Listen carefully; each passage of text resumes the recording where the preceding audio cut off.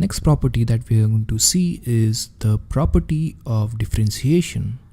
So the second property is the differentiation property, the time differentiation property.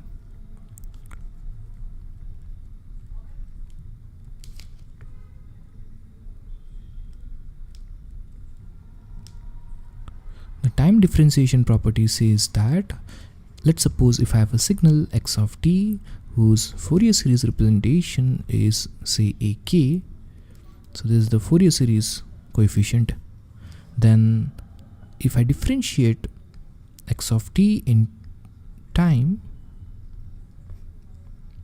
then the Fourier series coefficients are going to be similar.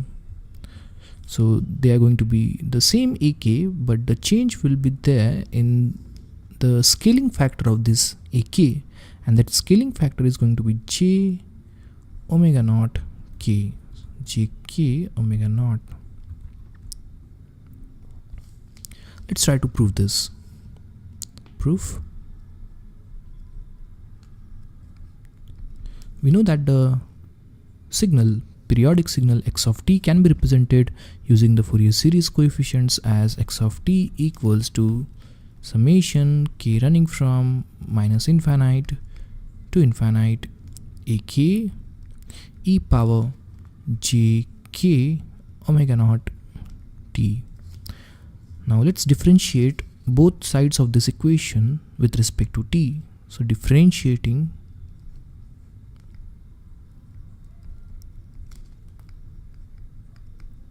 both sides,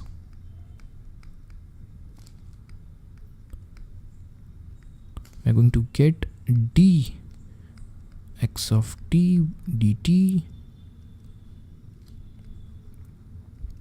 equals to derivative of this whole term, that is summation k running from minus infinite to infinite ak e power jk omega naught t.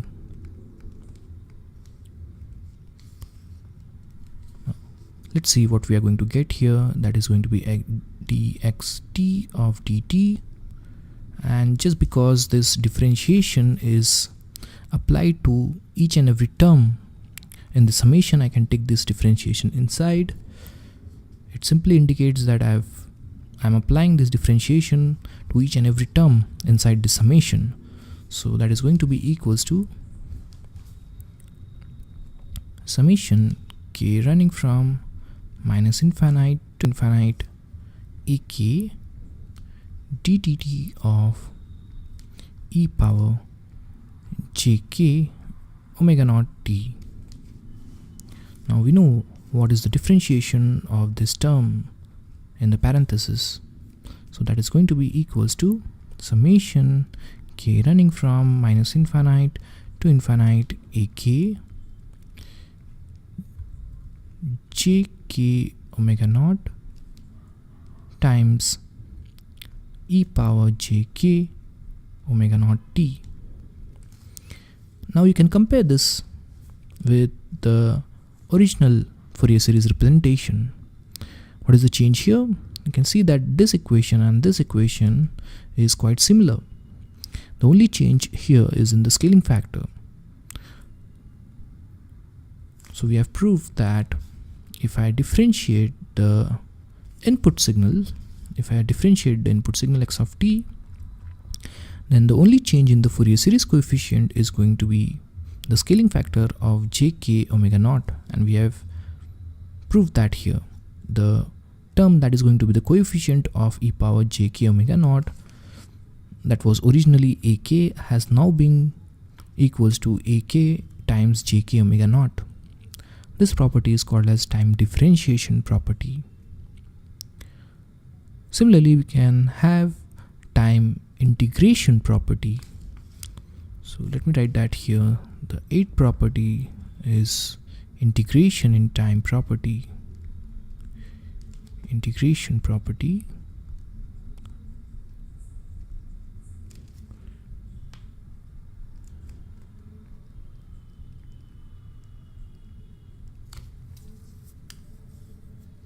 This property says that if I have a signal x of t whose Fourier series representation is given by ek, then the integration of this signal from -infinite to t is going to give you similar ak. The only change there will be in the scaling factor, and that scaling factor is also going to be jk omega naught, but the scaling factor will be there in the denominator. That is going to be jk omega naught. Now this property can be proved by similar steps. Just instead of differentiation, we need to take the integration, and if we integrate this term, this coefficient of t is going to be there in the denominator. Hence we can prove this integration property. The only thing here to note is x0 must be 0 in this case, otherwise we are not going to get this equation. It means that there should be no zeroth harmonic component present in the original signal. A0 must be equals to 0. That is the only caution that we need to have in this property. Let's see another property. Next property that we're going to see is the most important one, that is called as the Parsevals Theorem.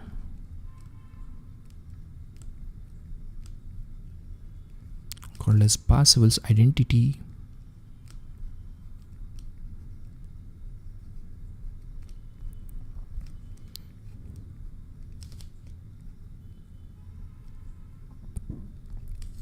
What does this say? The Parsevals theorem says that the signal, original signal, let's say if I have this x of t whose Fourier series coefficients are ak's, then if I take the energy of this signal over a period, so if I take the average energy of this period, let's say x of t, we know the formula for the energy, that is the mod of x of t square over a period t naught, and per unit period, that is going to be equals to summation of k, summation over k from -infinite to infinite, mod of ak square. Now what does this mean? The Fourier series is simply a representation in different domain. So if I have a signal x of t, I am representing the same signal in different domain as ak. So the energy contained should remain the same. So the Parsevals identity, the theorem says that if I calculate the energy of the signal in time, if I calculate the energy of a signal over a period in the time domain, and if I normalize that with the period, that is going to be equals to sum of energies of individual harmonic components, that is going to be summation of mod of ak square or all set of k values. Let us try to prove this.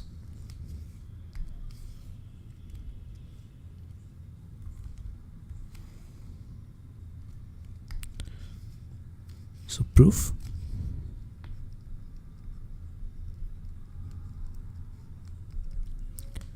First of all, we need to see what is this mod of x of t mean. So this mod of x of t is nothing but the magnitude of x of t, and that to square of that. Now this equation, I can represent this representation, I can equivalently write it as x of t multiplied by x of t conjugate. What does this mean? If let's suppose this x of t in general could be a complex quantity, so the quantity multiplied by its complex conjugate is going to give you magnitude square. So let's make use of this representation and replace that here in the original formula. So the left hand side of this equation is going to be, so that is going to be 1 upon T naught. So I am simply copying this equation here. The left hand side part is going to be over T naught